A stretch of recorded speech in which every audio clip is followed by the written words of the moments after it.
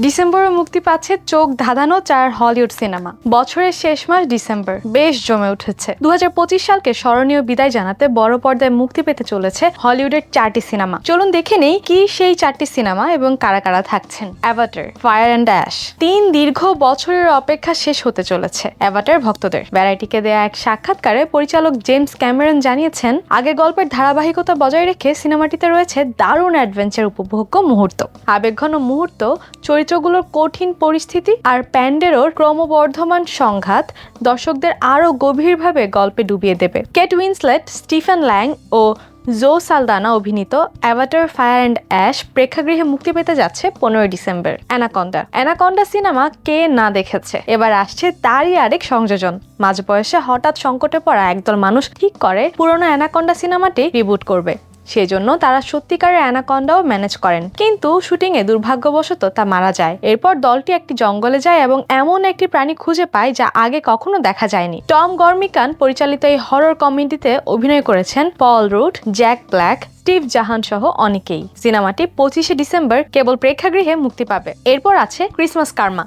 এই সিনেমায় আছেন প্রিয়াঙ্কা চোপড়া। তিনি সিনেমায় গেয়েছেন লাস্ট ক্রিসমাসের দেশি সংস্করণ। চার্লস ডিকেন্সের বিখ্যাত গল্প আ ক্রিসমাস ক্যারল এর উপর ভিত্তি করে নির্মিত এই সিনেমার গল্প অতীত, বর্তমান ও ভবিষ্যতের ভূতদের ঘিরে আবর্তিত হচ্ছে, যারা স্ক্রুজকে ভালো মানুষে পরিণত করতে চায়। ব্রিটিশ এই মিউজিক্যাল সিনেমাতে অভিনয় করছেন কুনাল নায়ার, ইভা লঙ্গোরিয়া, চৈত্র কন্দন, ড্যানি ডায়ার, বিলি পোর্টার সহ অনেকেই। গুরিন্দর চাঁদা পরিচালিত সিনেমাটি 12 ডিসেম্বর প্রেক্ষাগৃহে মুক্তি পাবে। মুক্তির তালিকায় আছে ফাইভ নাইটস অ্যাট ফ্রেডিস 2। সিনেমাতে দেখা যাবে মাইক ও পুলিশ কর্মকর্তা ভ্যানেসাকে, যারা মাইকের 17 বছর বয়সী বোন অ্যাবির কাছে একটি গুরুত্বপূর্ণ গোপন কথা লুকিয়ে রাখার সিদ্ধান্ত নেয়। অ্যাবি যখন তার অ্যানিমেট্রিক বন্ধুদের সঙ্গে যোগাযোগ স্থাপন করতে চায়, তখনই ভৌতিক ঘটনাগুলো শুরু হয়, কারণ ম্যাসকটরা জীবন্ত হয়ে ওঠে। এম্মা ট্যামি পরিচালিত এই হরর কমেডিতে অভিনয় করেছেন এলিজাবেথ লেইল ও জশ হ্যান্ডারসন। সিনেমাটি 5 ডিসেম্বর মুক্তি পাবে। জাকির, এই ডিসেম্বর মাস সিনেমা প্রেমীদের জন্য কেমন হতে যাচ্ছে?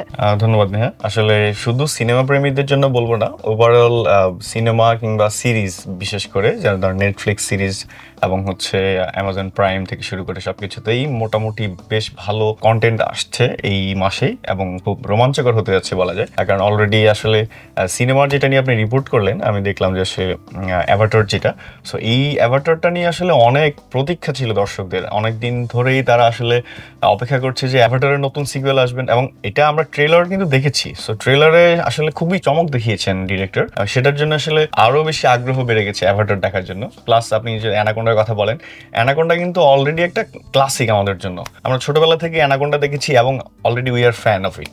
সো অ্যানাকোন্ডা আরেকটা আসতে যাচ্ছে, সো এটা একটা ম্যাসিভ ঘটনা।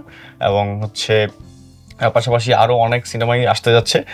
এবং আপনি যদি দেখেন যে আসলে নেটফ্লিক্সে বেশ কিছু সিনেমা আসতে যাচ্ছে। এবং সিরিজের কথা যদি বলি, সিরিজের ক্ষেত্রে খুব বেশি ফেমাস, এখন খুব বেশি ট্রেন্ডে আছে, সেটা স্ট্রেঞ্জার থিংসের এই মাসেই আসলে ফাইনাল এপিসোড 2টাও পাবলিশ হয়ে যাবে। সো ওভারঅল এই মাসটা সব মিলিয়ে আসলে চমৎকার একটা মাস যাবে সিনেমা প্রেমীদের জন্য এবং বিশেষ করে সিরিয়াল প্রেমীদের জন্য। তো আশা করছি এই মাসটা খুব ভালোই যাবে। আচ্ছা, এই সিনেমাগুলো কি বাংলাদেশি দর্শকরা সিনেমা হলে যেয়ে দেখতে পারবে?